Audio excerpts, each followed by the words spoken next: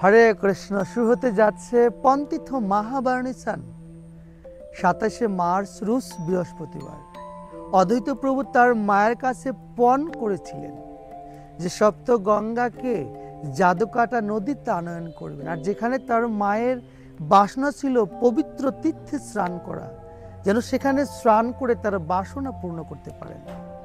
অদ্বৈত প্রভুর মা নাভা দেবী তিনি একদিন রাত্রে ঘুমে স্বপ্ন দেখলেন যে বিভিন্ন পবিত্র তীর্থে স্নান করছেন, আর ঘুম ভেঙে যাওয়ার পর তো খুব চিন্তায় পড়ে গেলেন। তার যে বয়স হয়েছে, এই বয়সে কিভাবে বিভিন্ন পবিত্র তীর্থে স্নান করবেন।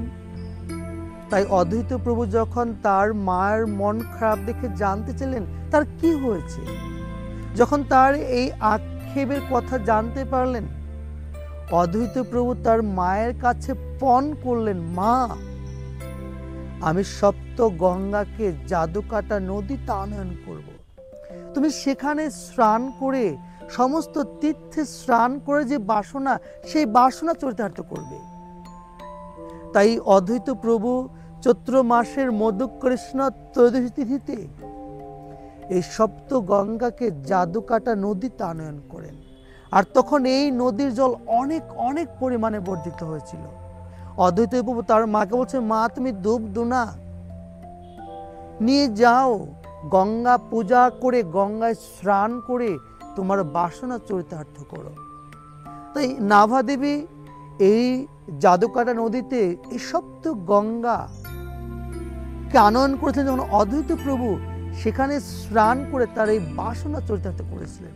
তাই প্রতি বছরই চৈত্র মাসের মধুকৃষ্ণ ত্রয়োদশী তিথিতে এই পন্তীর্থ মহাবারণী স্নানে লক্ষের অধিক ভক্ত সমাগম হয়, আর তখন এই জল অনেক অনেক পরিমাণে বর্ধিত হয়। তাই এই পন্তীর্থ মহাবারণী স্নান কখন শুরু হতে যাচ্ছে? 26শে মার্চ রোজ বুধবার রাত 11:01 থেকে 27শে মার্চ রোজ বৃহস্পতিবার রাত 9:24 মধ্যে যে সময়টা, এই সময়টাই হচ্ছে পন্তীর্থ মহাবারণী স্নান। আপনারা এই পন্তীর্থ মহাবারণী স্নান করে আপনারা এই মানব জন্মকে সার্থক করতে পারেন। অনেকেই বলেন যে সব তীর্থে বারবার পন্তীর্থে একবার কেন? কারণ এই পন্তীর্থে যাওয়াটা অনেক অনেক কষ্ট সাপেক্ষ ছিল। পূর্বে তেমন যাওয়ার রাস্তা ছিল না, তাই অনেক মানুষ অনেক দূর থেকে পায়ে হেঁটে কোনো গ্রামে থাকতেন, সেখান থেকে আবার সে ভোর রাত্রে রওনা দিয়ে সেই পন্তীর্থে স্নান করতেন। তাই জানাই যেন তারা চিন্তা করতেন একবার যেতে পারলে হয়, আর আমরা পন্তীর্থে যাব না। তাই একটি প্রবাদ রয়েছে যে সব তীর্থে বারবার পন্তীর্থে একবার।